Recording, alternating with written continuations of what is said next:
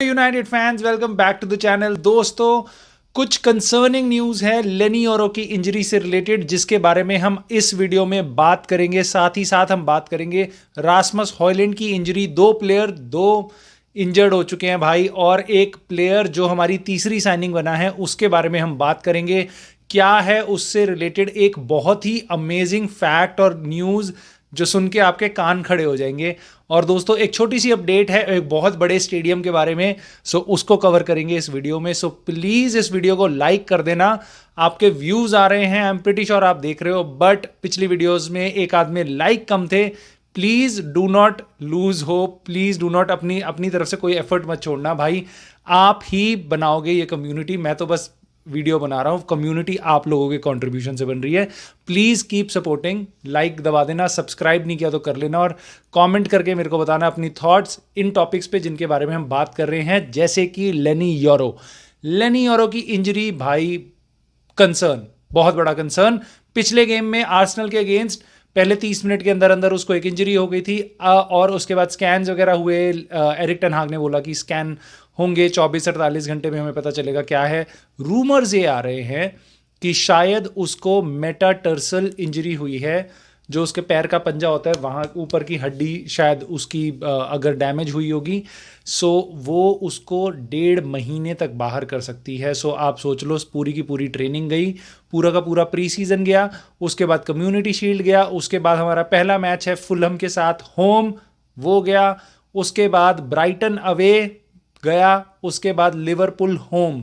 3 बड़े गेम्स भाई, लेनी ओरो है ही नहीं हमारे पास। उसके बाद एक इंटरनेशनल ब्रेक होगा, उसके बाद हम 14 सितंबर को खेलेंगे, तो शायद वो उस टाइम तक वापस आएगा। क्योंकि देखो, इंजरी को हील होने में, अगर ये वो इंजरी है तो मैं बार बार क्लियरली बोल देता हूं, अगर ये वो इंजरी है तो अभी तक श्योरिटी नहीं आई है।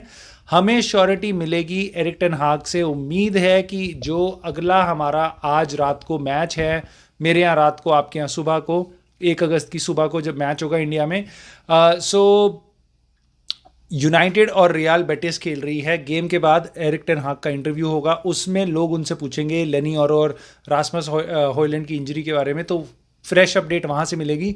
बट अभी तक रिपोर्ट्स ये आ रही हैं कि लेनी ओरो की इंजरी शायद इस डायरेक्शन में जाए, और अगर ये कंफर्म होता है कि ये इंजरी मेटाटर्सल डैमेज ही है, तो फिर भाई वो 1.5 महीने के लिए गायब है। 3 से 4 हफ्ते उसको रिकवरी में लगेंगे, उसके बाद वापस प्रैक्टिस में आने के लिए, स्टेमिना वगैरह बिल्ड करने में और बाकी सब चीज़ रिकवरी करने में उसको और 2-3 हफ्ते लग जाएंगे। सो ये बहुत बड़ा कंसर्न है, क्योंकि हम सीज़न की स्टार्ट जो बहुत इंपॉर्टेंट है उसमें हम वापस स्टार्ट करेंगे। लीचा मार्टिनेज नहीं होगा हमारे पास, मैं आपको पहले ही बता देता हूँ।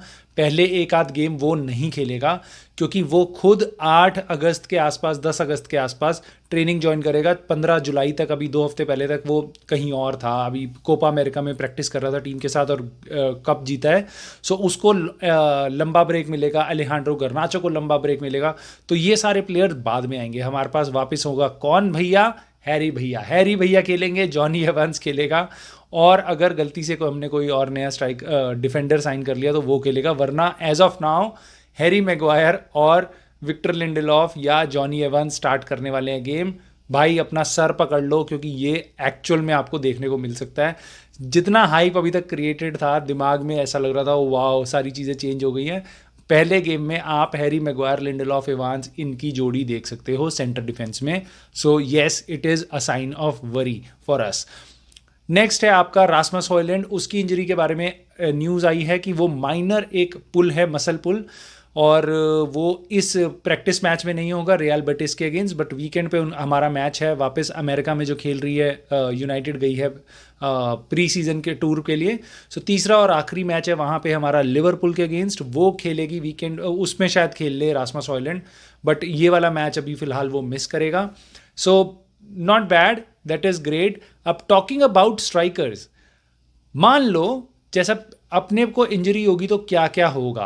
रासमस हॉयलैंड है लेटर से उस पोजीशन पे, और हमारे पास सेकंड ऑप्शन भी है ज़र्गज़ी।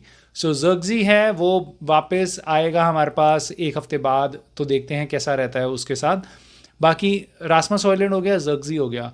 अब आप सोच रहे हो कि भाई अगर बाय चांस दो जनों को है या एक जने को है तो बेंच पे किसको रखेंगे या स्ट्राइकर का ऑप्शन कौन होगा, रास्मस हॉयलैंड की जगह और जर्गजी की जगह मे बी ये फॉल्स नाइन खिला लेंगे, ये मे बी ये रैशफर्ड को खिला लेंगे। भाई यहाँ पे है ट्विस्ट, तीसरे नंबर का स्ट्राइकर यूनाइटेड का रास्मस हॉयलैंड और अपना जर्गजी के बाद, अब यहाँ पे ना पक्का लाइक कर देना वीडियो को क्योंकि मैं आपको ऐसी खबर बता रहा हूँ, चीडो ओबी मार्टिन 16 साल का लौंडा आर्सेनल से जो अभी खरीदा है, सुनने में आ रहा है भाई उसको बताया गया है कि भाई तेरे लिए पूरा प्लान है फर्स्ट टीम का, तेरा पाथ इतना क्लियरली हमने बनाया, और ये फब्रिजियो रोमानो तक ने कंफर्म कर दिया भाई he is our third choice striker official United के लिए।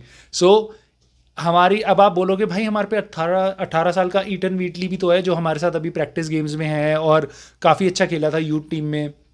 जॉय ह्यूगिल है वो 20 साल का है, वो आ सकता है टीम में उससे ऊपर, बट नहीं, एक्चुअल में हमने प्रॉमिस किया है one of the main things, पैसा देने के अलावा उसको ये भी हमने दिखाया था कि भाई तेरे को हम थर्ड स्ट्राइकर की तरह कंसिडर कर रहे हैं, जिसके कारण चीडो बी मार्टिन ने चूज़ किया यूनाइटेड को। वन ऑफ द रीजंस उसमें से ये था कि फर्स्ट टीम की तरफ उसका काफ़ी अच्छा पाथ बना हुआ है, सजा हुआ है। So of course he has to work for it and wait for his chance, but उसको इस लेवल पे देखा जा रहा है भाई, वो बच्चा नहीं है कोई साइन किया और भूल जाओ उसको 3 साल बाद देखेंगे, ऐसा नहीं है, उसको फर्स्ट टीम की तरफ इंडिकेटेड है उसका रास्ता। सो बहुत ही बड़ी न्यूज़ है भाई, ये बहुत बड़ी न्यूज़ है। मैं आपको फिर बता रहा हूँ होगा इस सीज़न में कि वो आप उसको देखोगे बेंच पे या मे बी फर्स्ट टीम के लिए खेलता हुआ। 16 साल का लड़का है भाई चीडो ओबी मार्टिन जो आर्सेनल से हमने लिया है, सुपर टैलेंटेड, वो हमारा थर्ड चॉइस सेंटर फॉरवर्ड है। So just let it sink in. और जॉय ह्यूगिल की बात करिए तो उसके बारे में बोल देते हैं, लौंडा जा सकता है लोन पे, जो बहुत अच्छा होगा अगर वो लोन पे चला जाए। तो 20 साल का है, या तो हमें पता चलेगा वो हमारे लिए खेल पाएगा आगे लोन सीजन में अगर बहुत अच्छा करता है, तो वरना उसको फिर हम बेचने की सोचें। लास्ट अपडेट है मेरे पास स्टेडियम से रिलेटेड, क्योंकि स्टेडियम बहुत बड़ा है तो लास्ट में उसके बाद छोटी सी होनी तो चाहिए ही चाहिए। आप हर जगह फोटो देख रहे होगे, स्टेडियम बना रही है, ये ऐसा यूनाइटेड वैसा यूनाइटेड, बढ़िया बढ़िया, मजे ही मजे। अब मैं आपको रियलिटी बताता हूँ, कोई भी फोटो पे विश्वास मत करना, कोई स्टेडियम की कोई फाइनल फोटो है नहीं, अभी तक ये भी डिसाइड नहीं है कि स्टेडियम बन रहा है नया या एग्जिस्टिंग ओल्ड ट्रैफर्ड को ये रिफर्बिश करेंगे। इसकी रियलिटी क्या है कि दिसंबर तक की एक्सपेक्टेशन है कि सर जिम रैटक्लिफ, इनियोस, ये लोग डिसाइड कर लेंगे कि हमें किस डायरेक्शन में जाना है। हमारे पास दो ऑप्शंस हैं। पहला ऑप्शन है कि हम जो एग्जिस्टिंग ओल्ड ट्रैफर्ड है उसको रीवैम्प करें, उसको रिफर्बिश करें, जो ग्लेजर्स की मेहरबानी से 20 साल में वहाँ पे एक कारपेंटर या प्लम्बर नहीं आया, मतलब बिल्कुल ठीक नहीं हुआ, कहने का मतलब ये है, और हमने कोई भी खर्चा नहीं किया वहाँ पे, तो इतनी बुरी हालत है कि उसमें हमारी कॉस्ट हद से ज़्यादा लगेगी। प्लस मान लो आप एक सेक्शन ऑफ ओल्ड ट्रैफर्ड आप रिपेयर कर रहे हो तो कितना 6 महीने 7 महीने लग सकते हैं, साल लग सकते हैं उसमें, उस पूरे टाइम के लिए हमारा रेवेन्यू लॉस हर मैच में कितना ज़्यादा होगा। सो ये एक बहुत बड़ा कंसर्न है। उसके अलावा साथ ही साथ हम उसको उतनी अच्छे तरीके से बना ही नहीं पाएंगे अगर हम एग्जिस्टिंग ओल्ड ट्रैफर्ड को रीवैम्प करें तो। दूसरा ऑप्शन है हमारे पास जो अगेन बहुत महंगा है बट उतना महंगा नहीं है जितना ओल्ड ट्रैफर्ड को वापस खड़ा करने का है। सो जो एक दूसरा ऑप्शन है हमारे पास वो ये है कि हम एक नया स्टेडियम बनाएं जो कि ओल्ड ट्रैफर्ड की जगह के पास में ही हो, और उसको बनने में सुनने में आ रहा है 5 से 6 साल लग सकते हैं, $2 बिलियन की कॉस्ट लग सकती है। सो ये अब कश्मकश है इनियोस के पास, सर जिम के पास, कि भैया किस रास्ते जाएं। दोनों के दोनों में अमेजिंगली बहुत बड़ा खर्चा है। साथ ही साथ मैं आपको ये बता दूं कि पैसा जनरेट करने के लिए भी इन्होंने कोशिश करी थी, जिसके कारण मैंने ये बात तो सुनी थी कि सर जिम कह रहे हैं कि हम लोगों से पूछेंगे, यूनाइटेड फैन से पूछेंगे वो क्या चाहते हैं पैसा जनरेट करने के लिए। देखो है तो अपना ही क्लब, तो पैसा जनरेट करने के लिए स्टेडियम की में पैसा लगाना पड़ेगा हद से ज़्यादा। 2 बिलियन छोटा अमाउंट नहीं होता। बिलियन पे मैं एक मिनट लास्ट में बात करूंगा एक फन फैक्ट की तरह, आई एम प्रीटी श्योर आपको अच्छी लगेगी, सो लास्ट तक रुकना। बट स्टेडियम के बारे में अगर हमें एक ये न्यूज़ आ रही थी कि शायद हम नेमिंग राइट्स दे दें, ओल्ड ट्रैफर्ड की जगह उसको कहें लेट अस से पार्ले जी स्टेडियम। सो पार्ले जी हमें बहुत सारा पैसा देगा, हर साल नेमिंग राइट्स में हम पैसा जनरेट करेंगे उसके कारण, जिसके बाद हमारे को उसको वो पैसा यूज़ करके हम स्टेडियम में इन्वेस्ट कर सकते हैं और हमारे लिए एक रेवेन्यू जनरेशन हो सकती है ना। दोस्तों, इस पे बहुत लोग अलग अलग ओपिनियन है लोगों के हैं कि नहीं, हमें ओल्ड ट्रैफर्ड जैसा नाम नहीं हटाना चाहिए। लोग तो ये भी कह रहे हैं हमें ओल्ड ट्रैफर्ड को नहीं हटाना चाहिए क्योंकि वो लेगेसी है, इतनी पुरानी रातें हैं, जितना पैसा लगे टाइम लगे लगाओ। बट लोग इमोशनल होते हैं। आई डोंट नो क्या सही है क्या गलत है, मुझे नहीं पता, आपकी राय क्या है। हमें ओल्ड ट्रैफर्ड में ही रुकना चाहिए, उसी को रिफर्बिश करना चाहिए, या आपको चाहिए वर्ल्ड क्लास, वर्ल्ड के बेस्ट स्टेडियम में से एक अपना स्टेडियम जो आपका नया घर हो? तो अगर आपको वो चाहिए तो आपको नया स्टेडियम बनाना पड़ेगा, ओल्ड ट्रैफर्ड को गिराना पड़ेगा। सो लेट अस सी ये रास्ता किस साइड जाता है। अगर आप बोलोगे कि रीनेम क्यों कर रहे हैं हम स्टेडियम को, तो देखो एमएक्स है, ब्राइटन का एमएक्स स्टेडियम है, अमेरिकन एक्सप्रेस ने स्पॉन्सर किया हुआ है। अलियांज स्टेडियम है बायर्न म्यूनिक का। स्नैपड्रैगन में आज मैच खेलेंगे हम, स्नैपड्रैगन कंपनी है उसने स्पॉन्सर किया हुआ है, उस पर नेमिंग राइट्स हैं, वो पैसा देती है स्टेडियम को जनरेट करने, मतलब चलाने के लिए और बाकी और चीज़ों के लिए टीम्स को। सो वहाँ पे हमारा गेम होगा आज, और बहुत अमेजिंग स्टेडियम है भाई। तो अगर अपने को स्टेडियम बहुत सुपर सॉलिड बनाना है तो आई थिंक मेरे को कोई दिक्कत नहीं है, रीनेम कर दो, कहीं और बना दो। अपने को ये चाहिए कि ओल्ड ट्रैफर्ड, जो ओल्ड ट्रैफर्ड हो या जो अपना नया घर हो भाई, न्यू ट्रैफर्ड हो, वो वर्ल्ड के बेस्ट स्टेडियम्स में से होना चाहिए। क्योंकि एक बार आपने स्टेडियम बना दिया तो अगले 20-25 साल तक आप कोई स्टेडियम नया नहीं बनाते हैं, तो बस उसमें बस रीफर्बिश कर सकते हैं। तो इस टाइम के हिसाब से one of the best stadium बनना चाहिए, जो 90s की स्टार्टिंग में हमने डिसीजन लिया था ओल्ड ट्रैफर्ड को इतना बड़ा बनाने का, जिसका फ़ायदा हमें पूरे सर एलेक्स फर्गुसन के टाइम पे हुआ।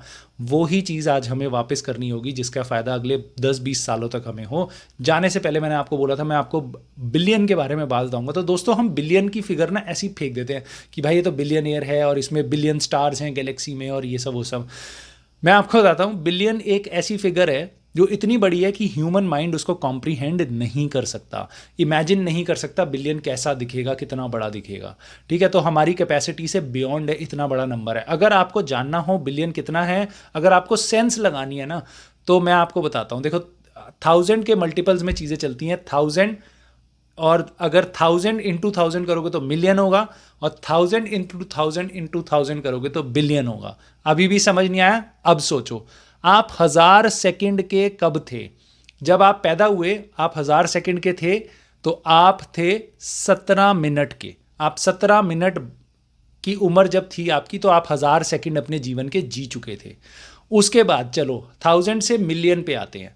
अब आप मिलियन सेकंड्स आपने कब अपनी सांसें, मिलियन सेकंड्स आप जीवित थे जितने टाइम तक, जब पैदा हुए, तो मिलियन सेकंड्स के कब हुए? मिलियन सेकंड्स ओल्ड जब आप 12 दिन के हुए। सुनने में बिल्कुल सही लगता है, ठीक है चल यार, 17 मिनट का था तब मैं 1000 सेकंड का था, और जब मैं 12 दिन का हुआ बड़ा, 12 दिन का बच्चा जो है वो 1 मिलियन सेकंड्स जी चुका होता है।